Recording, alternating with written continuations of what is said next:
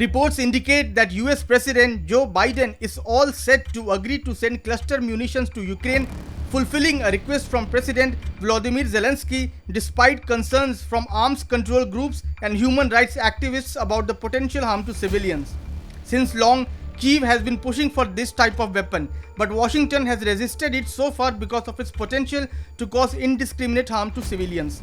Ukraine claims that these weapons would help in its counteroffensive against Russian troops by allowing its forces to effectively target entrenched Russian positions and to overcome its disadvantage in manpower and artillery. Biden would be sending the munitions under Presidential Drawdown Authority, which allows him to transfer existing US stocks of weapons to Ukraine. Cluster munitions, officially called dual-purpose improved conventional munitions, were first used during World War II. They are a class of weapons including rockets, bombs, missiles and artillery projectiles that break apart mid-air and scatter smaller munitions over a large area. Cluster bombs release large numbers of smaller bomblets across a very wide area. Both Russia and Ukraine have been reported to be already using them to deadly effect in the ongoing war in Ukraine.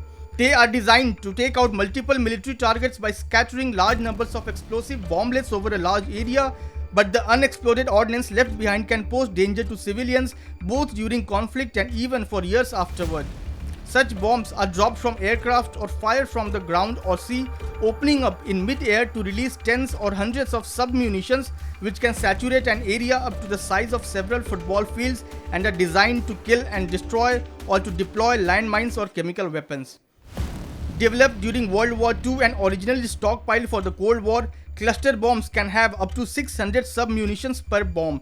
The sub-munitions usually explode above or on the ground, but large numbers of the sub-munitions can often fail to trigger, leading to an array of very dangerous duds. Historical data indicates that up to 40% of sub-munitions can remain unexploded and can be triggered if they are disturbed. The munitions are launched by the same artillery weapons that the US and allies have already provided to Ukraine for the war, such as howitzers, and the type of cluster munition that the US is planning to send is based on a common 155mm shell that is already widely in use across the battlefield. A 155mm round can strike targets 15 to 20 miles away, making them a munition of choice for Ukrainian ground troops trying to hit enemy targets from a distance.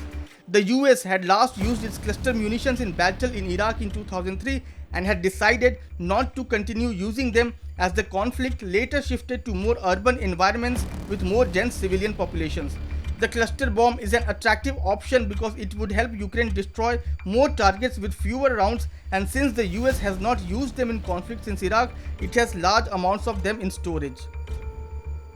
Over 120 countries have signed the 2008 United Nations Convention on Cluster Munitions to ban their use, including some of Ukraine and the United States' key allies such as France and the United Kingdom.